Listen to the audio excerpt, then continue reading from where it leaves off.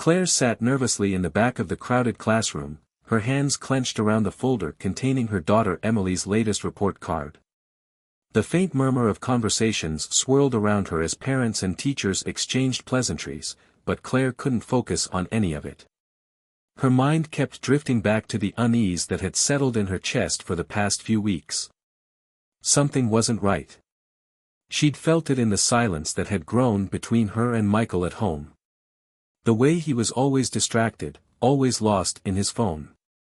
It was the kind of feeling she'd had once before, when her ex-husband had been hiding something. When the teacher, Mrs. Hargrove, called out her name, Claire stood and walked toward the front, her heart pounding in her chest. The room fell into a hush as she took her seat. Emily's tutor, Lily, was sitting at the desk beside Mrs. Hargrove, her presence suddenly making Claire's stomach churn. She had never felt this uneasy about a woman before, but Lily's smile, the one that always seemed just a little too warm, set something off in her. Mrs. Hargrove was speaking, but Claire barely heard her. Her eyes kept flickering to Lily, and then, for a split second, Claire noticed something. A subtle but undeniable glance exchanged between Lily and her husband Michael, who had entered the room just moments before. Claire's breath hitched. It was a glance of recognition, one that spoke volumes, too much. The way Michael's lips curled into a faint smile, and how Lily responded with a look that was far more intimate than a professional relationship should allow. Claire's thoughts spun, memories surfacing. A dinner date that had been unusually late. The smell of Lily's perfume lingering on Michael's clothes. The strange tension between them in recent days. Everything clicked in a jarring moment of clarity. She felt the heat of anger rising, and it wasn't just because of the betrayal, it was because of how carefully Michael had hidden it from her. The thought of him so casually keeping this secret made her stomach turn. Her hand trembled as she placed it on the table in front of her, a deliberate action that seemed to make Michael stiffen. He knew she was onto him. Claire forced herself to smile at Mrs. Hargrove, who was still speaking, oblivious to the storm that was brewing in Claire's mind. "You know, Claire," Mrs. Hargrove said, "Emily has been making great progress with Lily's help. She's really blossoming under her guidance." Claire nodded, but her mind was elsewhere. She could see Michael shifting uncomfortably out of the corner of her eye. He hadn't expected this confrontation, not so soon. And certainly not here. She couldn't let him think he could get away with this. She stood abruptly, her chair scraping against the floor. The room grew silent, and all eyes turned to her as she turned to face Michael, who was now visibly pale. "I think it's time we have a real conversation, don't you, Michael?" Claire said, her voice tight, controlled but sharp as glass. She kept her gaze fixed on him, watching as he began to sweat under the pressure of her unblinking stare. I don't know what you're talking about," Michael stammered, but Claire could see the lie in his eyes. Without taking her eyes off him, Claire spoke again, this time louder so the room could hear. "The late nights. The secretive phone calls. The touch you just shared with Lily. I think it's clear to everyone here exactly what's going on, don't you think?" Michael's face flushed deep red as the whispers began to spread through the room. Lily, who had been sitting silently beside Mrs. Hargrove, now stood as well. Her expression had shifted from professional calm to something less controlled, something defensive. Claire's gaze was searing now as she looked between the two. "I've always trusted you," Claire said, her voice now a razor-sharp whisper. "But you've been betraying me. Both of you." Michael opened his mouth, but nothing came out. He was caught, cornered in front of all these people, his friends, his colleagues, his wife. The façade was shattered, and Claire could see the guilt in his eyes. But there was something else, something even more painful, the realization that he had never truly cared enough to stop this. His silence was more damning than any words. Lily finally spoke, her voice shaking. "Claire, I never meant to hurt you. This just happened." Claire's laugh was hollow, almost bitter. "Oh, it just happened, did it? Like some kind of accident? You've been planning this for months, haven't you? Tears welled in Claire's eyes, but she didn't let them fall. She wasn't about to show weakness, not in front of them, not in front of the people who'd betrayed her. She turned to Mrs. Hargrove, who was still staring at her, now clearly uncomfortable. I think we're done here, Claire said, her voice low but steady. She turned to Michael one last time. I'll be home later. Don't bother trying to explain. I'm done. With that, she walked out of the room, leaving behind the stunned faces of parents and teachers. She didn't look back, but she felt a sense of finality settle in her chest. This was over. Michael's affair, his secret romance with Emily's tutor, had been exposed. And now, Claire would walk away with the truth. No more lies. No more pretending. The car ride home felt endless. Claire gripped the steering wheel so tightly her knuckles turned white, her mind racing through the confrontation. Every word she had said felt like it had come from someone else, someone stronger. Someone who was finally done letting herself be ignored. But beneath the anger, there was something else, a hollow ache that she couldn't quite shake. This wasn't just about betrayal, this was about everything she had invested into her marriage, all the years she had spent believing in someone who had been lying to her face. As she pulled into the driveway, the house loomed before her, quiet and still. Michael's car was parked in the garage, its presence like a cruel reminder of what she had just uncovered. She took a deep breath, steadying herself. No more tears. No more heartbreak. Tonight, she wasn't the wife anymore. She was just Claire, the woman who would no longer let herself be made a fool. When she walked inside, the silence was overwhelming. It was the kind of quiet that hung in the air like a fog, thick and suffocating. She knew Michael was home, she could feel his presence just beyond the hallway. But she wasn't sure what she was walking into. She wasn't sure what he would say, or how he would try to explain himself. Claire.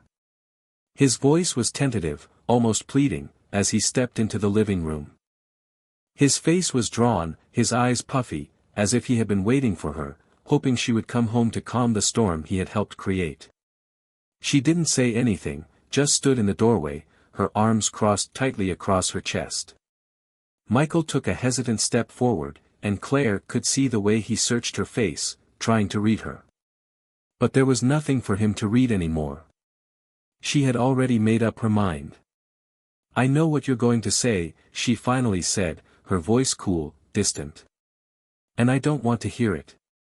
Michael's mouth opened, but no words came out. He looked at her with a mixture of guilt and confusion, as if he couldn't quite grasp the reality of what had happened. Claire, I didn't mean for it to happen like this. It's just. I never thought it would be like this. Claire laughed, a sharp, bitter sound. You didn't think it would be like this? You didn't think your affair would come out in front of our daughter's teacher? You didn't think I would figure it out? I don't know what to say. I never wanted to hurt you, he muttered, his voice breaking. Lily, she's not like you. She made me feel like I was wanted again, like I mattered. The word stung, but Claire held her ground. So that's it then. You just fell into bed with her because she made you feel wanted? Michael flinched at her words, but Claire wasn't finished. Tell me, Michael, how many nights did you lie to me? How many times did you say you were working late, all while you were with her? And don't even try to blame me for not seeing it, because this isn't on me. This is all on you. He looked down, unable to meet her gaze, and for a moment, Claire almost felt sorry for him. But then she remembered the way he had looked at Lily in that classroom, the way he had smiled at her like there was something more than just teacher and tutor in that glance. That look, that connection, it was the final nail in the coffin. Claire stepped forward, close enough now to feel the weight of the moment. I'm done, Michael. I'm done being the fool. And I'm done trying to fix something that you've already destroyed. His eyes widened, a mix of panic and realization settling in. Claire, please. Don't say that. We can work through this. I'll end things with Lily. We can go to therapy. I'll do whatever it takes. She shook her head slowly, her heart hardening. You think it's that easy? That a few words and some counseling will make this all better? You can't erase the last few months, Michael. You can't undo what you've done. And more importantly, I'm not willing to pretend anymore. I deserve better than this. He reached out, his hand trembling. Claire, please. Don't leave. I'm not leaving yet, she cut him off, her voice ice cold. But you are. This marriage is over. You've already made your choice. Michael's face crumpled as she spoke, the reality of his actions crashing down on him. He took a step back, his shoulders sagging, as if the weight of his guilt had finally become too much to bear. For a long moment, neither of them spoke. The silence in the room felt suffocating, yet Claire knew she had made the right choice. It wasn't about winning or losing. It was about reclaiming her life. I'll pack my things, Michael finally whispered. His voice was broken, but Claire didn't flinch. She didn't feel sorry for him. No, you won't, she replied quietly, her gaze steady. You'll leave. You'll figure out where you're going. And you'll never come back. She turned on her heel and walked out of the room, her heart heavy but resolute. As she reached the stairs, she heard him quietly leave, the sound of his footsteps growing fainter with each passing second. For the first time in years, she felt like she could breathe again. The storm wasn't over, but she had taken the first step toward rebuilding her life. Tomorrow would come, and she would face it, stronger, more certain, and no longer willing to be anyone's second choice. The following days felt like a blur, a mixture of quiet solitude and the looming tension of what was yet to come. Claire moved through her routine mechanically, each task feeling more like an obligation than something she could take joy in. Emily, unaware of the storm that had passed through their home, continued to go about her life as normal, her innocent chatter providing an almost painful contrast to the turmoil Claire was trying to navigate. Michael had left the house the night she confronted him, but Claire knew this wasn't going to be as simple as him walking away. He would try to fight for a second chance, he would try to weave his way back into her life with apologies and promises of change. But Claire was determined. This wasn't about forgiveness. Not this time. She had spent too many years forgiving small lies, missteps, and broken promises. This was the breaking point. The first time Michael reached out was the following afternoon. A message, simple and unassuming, but the words were a gut punch all the same, *, can we talk? Please. I'm sorry. I need you, *. She stared at the message for a long time, her fingers hovering over the keyboard, ready to send something scathing. But instead, she put the phone down and stared out the window. The familiar scent of rain in the air did nothing to ease her racing thoughts. She didn't want to reply. She didn't want to open that door again. But she knew she had to. A few hours later, Michael appeared at the doorstep, his face drawn, his eyes red and tired. He looked like a man who had just come to terms with the fact that everything he had known was crumbling around him. He was holding a bag of takeout, probably hoping the gesture would soften her resolve. Claire. He started, voice thick with emotion, but Claire didn't give him the chance to finish. She stepped back, her eyes hard. I'm not doing this, Michael, she said, her voice firm, unyielding. I'm not going to listen to more of your excuses. You chose this. You chose her. And I won't be the person who cleans up the mess afterward. He blinked, clearly caught off guard by the finality in her tone. His mouth opened and closed, as if he couldn't find the right words. I didn't. Yes, you did, Claire interjected, her voice rising just enough to match the anger simmering beneath her calm exterior. You didn't just slip up. You didn't just fall into something you couldn't control. You made a choice, Michael. Every single time you hid your phone. Every time you went out with her instead of being here. Every time you let me believe we were fine when you were making plans with her. That's all on you. She felt the sting of betrayal in her chest again, but this time, there was no hesitation, no doubt. This was the only way forward. Michael's face twisted in confusion and guilt. I know I've messed up, Claire. But I love you. You know that. You're the one I want. Lily, it was a mistake. A stupid, selfish mistake, but that's all it was. Claire shook her head slowly, her voice unwavering. No. It wasn't just a mistake, Michael. You've been lying to me for months. You've been telling me you loved me while you were sleeping with her. You didn't just fall into this. You deliberately kept it from me. You've been betraying me in every way imaginable. And now you think that a simple apology will fix this? That it'll just go away? He opened his mouth again, his expression frantic, as if he was searching for any way to fix what he had broken, but Claire didn't want to hear it. She had already heard the lies too many times. I'm not your backup plan, she continued, her words cutting through the air like knives. I'm not here to wait around for you to decide what you want. And I'm not going to be your second choice. The silence between them stretched on, heavy and thick, as Michael stood there, speechless. He was broken, but Claire didn't feel sorry for him anymore. She had given him years to make things right, and now the reality of the situation hit her. She couldn't fix him. She couldn't be the one to heal him. This was his mess to deal with, not hers. Finally, she turned and walked toward the door, her heart pounding in her chest, but not from fear. From something stronger, resolve. She couldn't change him, but she could change herself. Michael stood there for a moment, unsure of what to do next, before his voice cracked through the air, the last thread of hope in his tone. Please, Claire. Don't do this. She turned her head slightly, locking eyes with him. I already have, she said softly. And with that, she closed the door behind her. The following days were filled with a series of small victories and painful realizations. Claire began sorting through the remnants of her life with Michael, the memories, the pictures, the reminders of the life they had once shared. It was exhausting, but it was necessary.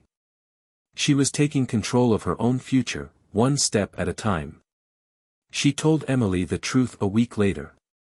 It was a difficult conversation, but she had always promised her daughter honesty, even when it was the hardest thing to give. Emily, to Claire's relief, was more concerned with her mother's well-being than with the dissolution of their family. And in the quiet moments they shared, Claire found comfort in the knowledge that she wasn't alone in this. There would still be battles to fight. There would still be hard conversations and messy decisions. But for the first time in a long time, Claire felt like she was finally living on her own terms.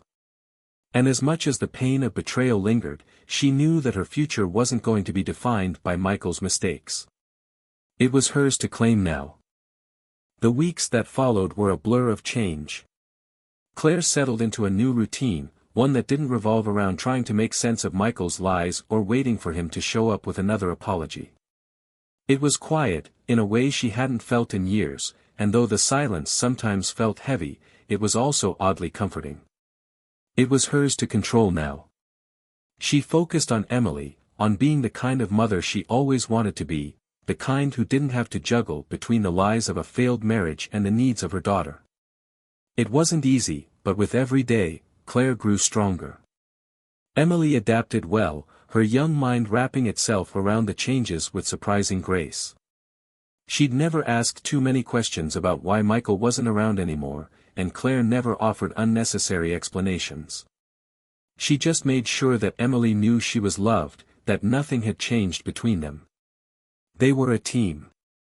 But it wasn't all smooth sailing. The remnants of the life she had shared with Michael lingered in the house like ghosts. Some days, Claire would find herself standing in front of the refrigerator, staring at a photo of the family before everything fell apart, wondering if it had all been some kind of cruel joke. But then she would look at Emily, at her bright eyes and her infectious laugh, and the ache would fade. She would tell herself that this was the right decision, that there was no going back. Michael, for his part, didn't give up easily. He called her every day for the first few weeks, each time sounding more desperate, more defeated. He left messages, sent flowers, and sent texts, each one pleading with her to reconsider. But Claire knew better. She knew that nothing he could say would ever change what had happened. Nothing would erase the trust that had been broken. One afternoon, just as Claire was getting dinner ready, she heard the unmistakable sound of someone at the door. She wasn't expecting anyone, Emily was still at school, and she wasn't due for another hour, but when she opened it, her heart skipped a beat. Michael was standing there, holding a box of her favorite takeout, his eyes tired, but still hopeful. "Claire," he said quietly, like he was afraid to say anything too loud.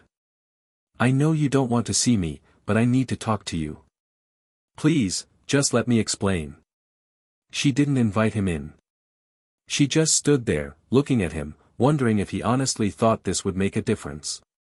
But she couldn't just shut the door in his face again, not when his pain was so raw, so palpable. She stepped aside, gesturing for him to sit on the porch steps.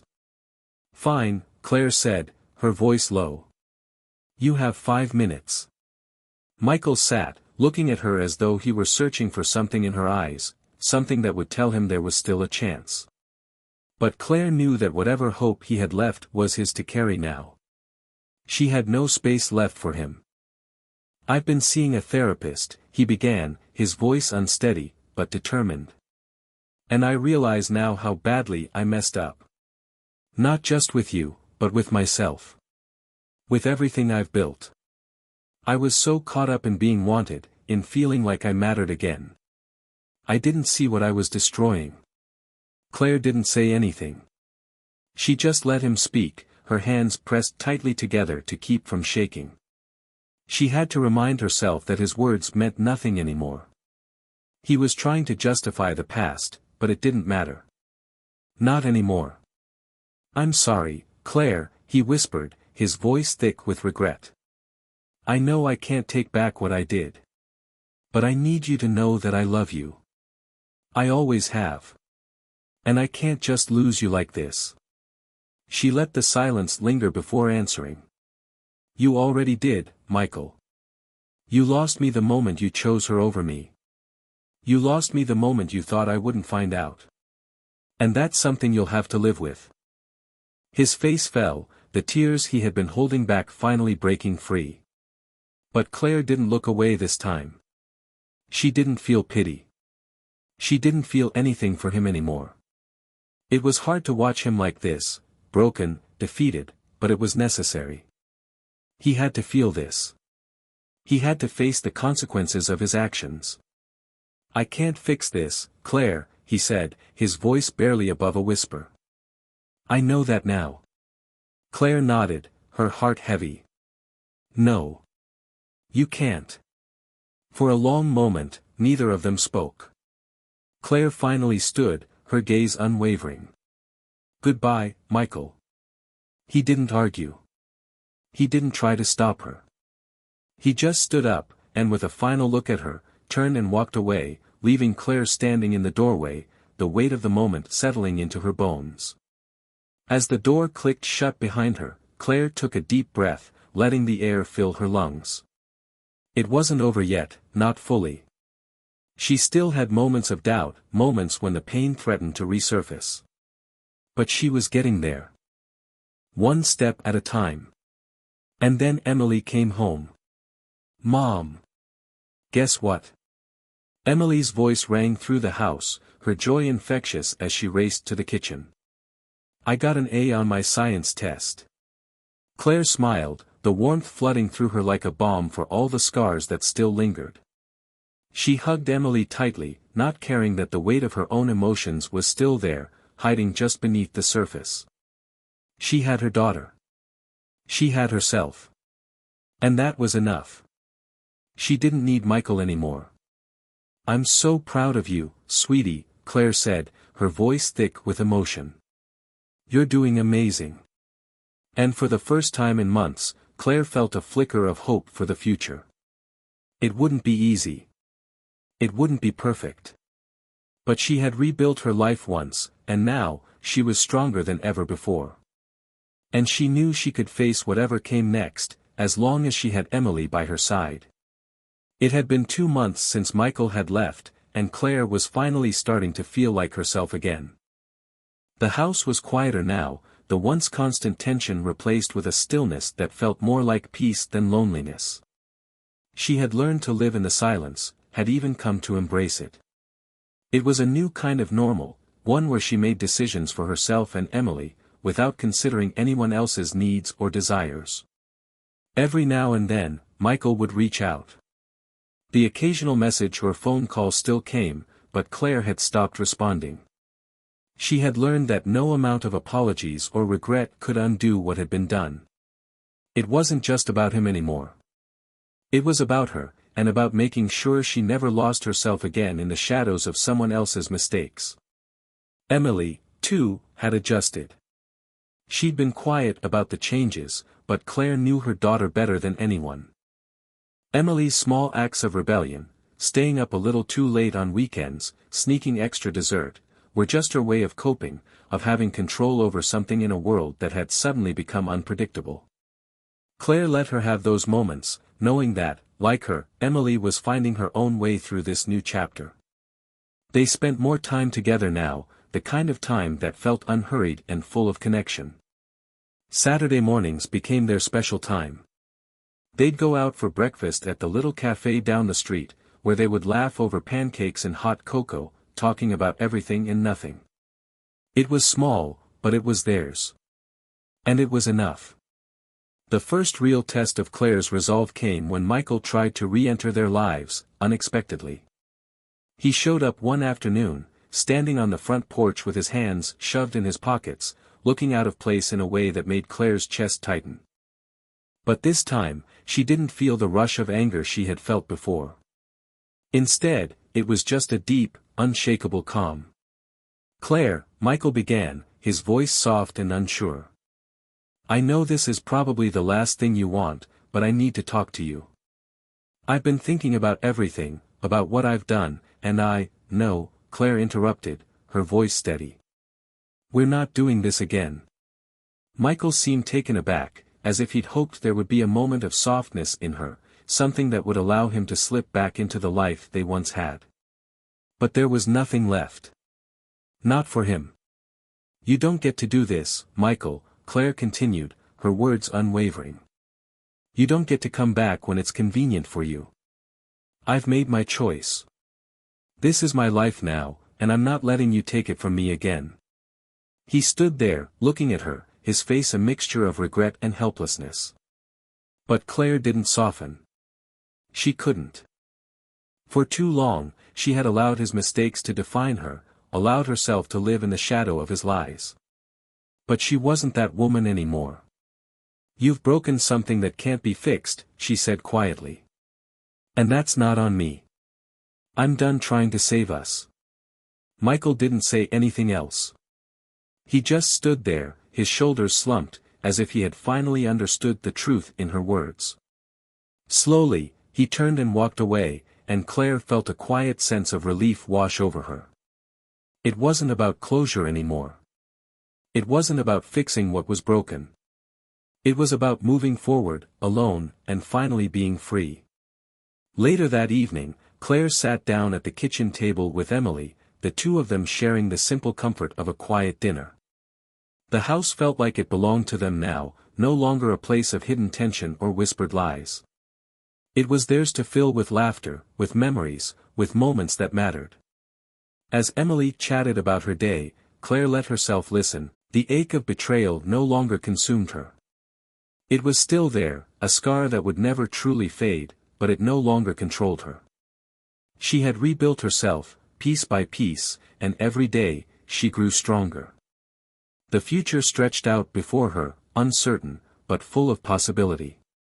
She didn't know what was coming, but she didn't need to.